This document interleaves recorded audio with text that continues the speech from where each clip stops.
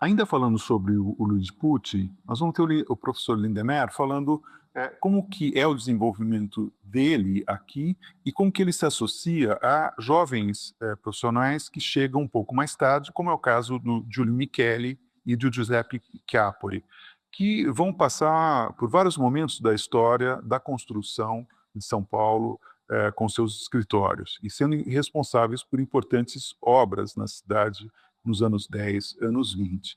Eles passam, inclusive, pelo processo de regularização das profissões que cuidam das obras civis, as profissões dos engenheiros e dos arquitetos. E o professor Lindemer vai falar sobre isso aqui para nós. Mas o fato é que o Luiz Pucci, então, é o pioneiro. Ele está ali naquele mesmo momento em que quem predomina são os germânicos, né, na década de 1880.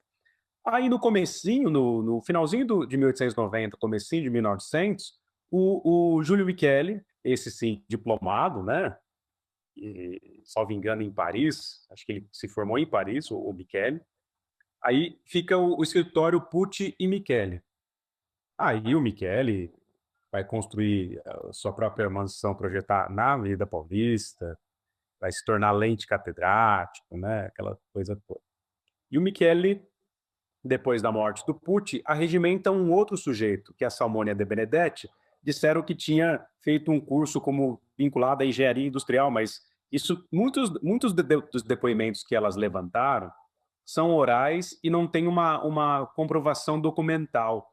Então o livro é pioneiríssimo, mas fato é que muita coisa ali fica solta. Aí quando eu fui para as fontes, não só aquelas olharam, mas outras no próprio arquivo municipal e no arquivo do Estado, não há registro algum do José Chiapori, que começa a trabalhar com o Michele depois que o Pucci voltou para a Itália. O Pucci desaparece, ele não morre aqui. O Pucci desaparece e vai para a Itália. Aí o Michele fica aqui com o escritório, chama o Chiapori. Mas o Chiapori foi registrado como arquiteto licenciado também pelo CREA. Ou seja, ele era um não diplomado, ele era um mestre. E aí esse escritório muito longevo, para não, né, me enrolar, existe então desde 1890 até a década de 40 no mínimo. Por quê? Porque o Michele morre em 1916, o Afonso Bovero foi o médico da medicina, o leite catedrático da medicina que foi lá fazer o atestado de óbito do Júlio Michele, na mansão do Michele na Avenida Paulista, mostrando aquilo que o Paulo Garcês também já demonstrou, né? Que a Avenida Paulista era a avenida dos profissionais liberais e ascendentes, né?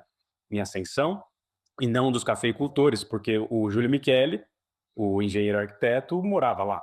E aí o Michele morre, o Chiapori assume o escritório e chama o Aldo Lanza, que é de Milão, para trabalhar com ele. Aldo Lanza, também um não diplomado.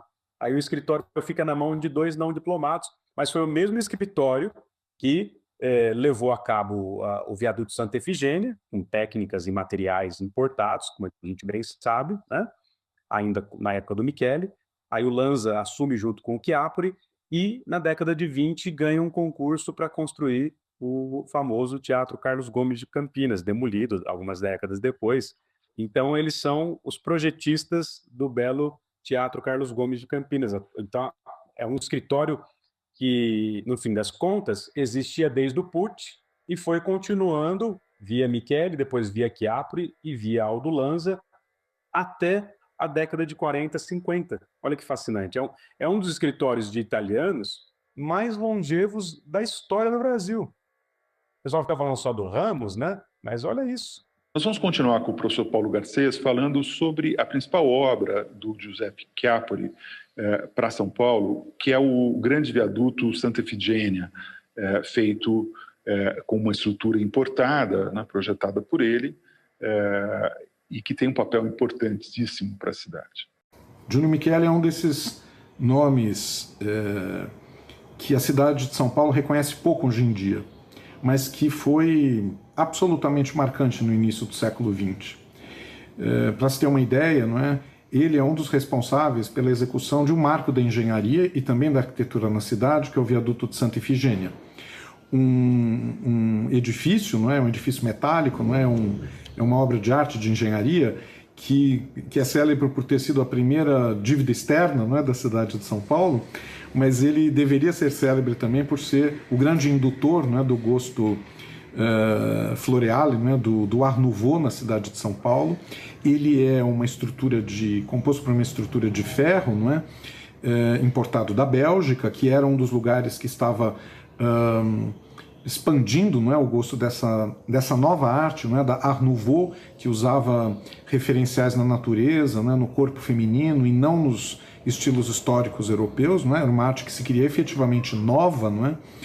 E encontra, enfim, uma indústria belga, não é, com italianos aqui que são eles também alguns dos produtores, não é, dessa novidade, não é, na Europa, que é a Art Nouveau, não é? A Itália, seja em Turim, em Milão, mesmo em Florença, são cidades com construções importantes, não é, desse novo gosto, não é, vegetalizante e que estiliza a natureza, que estiliza o corpo, não é, da mulher, e que vai, enfim, ter uma síntese nessa grande obra, não é?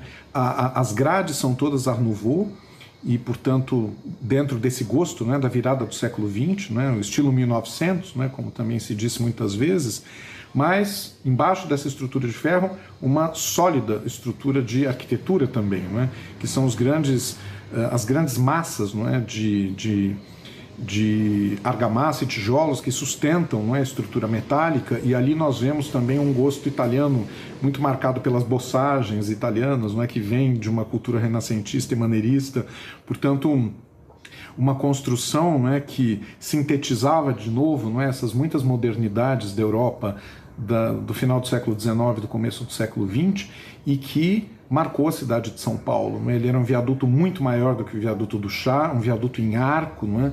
Com uma limpeza, não é, estrutural muito impressionante e dentro de uma novidade estilística. O Michele, não é esse homem que participa, por um lado, não é, dessa enorme novidade, não é, de uma explicitação da Revolução Industrial, não é, capaz de construir edificações fora do Brasil e desmontadas e que se tornam edificação no próprio país de destino, como é o caso do viaduto Santa Ifigênia, portanto, a modernidade explícita, não é? E, por outro lado, ele é um homem capaz, não é, de construir inúmeras construções na cidade vinculadas à retomada do passado glorioso da Itália, do século XIV, XV, XVI, que era também característico daquela Itália que renascia no reino da Itália após a unificação e que olhava para esse passado renascentista e barroco como sendo a raiz fundante da glória da nova Itália, não é? Então, quem passa hoje, por exemplo, na rua 15 de Novembro, não é, pode tomar um susto, não é, de que de repente se transportou para Toscana e para Florença, porque o prédio, um dos prédios que o Michele construiu, ele inclusive falece quando o prédio estava em construção. O Banco Francês Italiano, depois sede do Sudamérica aqui em São Paulo e hoje pertencente ao Banco Santander, é uma releitura dos palácios renascentistas de Florença, do Palácio Strozzi, por exemplo, né, do Palácio Rucellai. Ele recria essas formas. As janelas, não é, dos palácios renascentistas italianos têm uma bifurcação, ou seja, são arcos plenos divididos em dois arcos plenos. O Michele inventa, não é? Ele recria isso, ele faz janelas tripartidas, não é? Ou seja, para destacar justamente o andar da diretoria. Ele rehierarquiza, digamos, não é? A arquitetura renascentista florentina, que era toda equilibrada, toda equidistante, ele não é? Ele dá uma força aonde interessava a ele e ao cliente, mas certamente, portanto, não é? É um prédio novo, é um prédio nosso. Na Itália, provavelmente, ele seria condenado por tantas liberdades. Nós estamos longe da Itália, não é? Ele pôde fazer isto aqui e, ao mesmo tempo, transportar essa evocação, não é, dos grandes bancos florentinos, da família Medici, que tinha a grandeza que teve na Itália por conta das finanças, e que, de repente, tudo isso aparece ali na 15 de Novembro, no centro da cidade de São Paulo.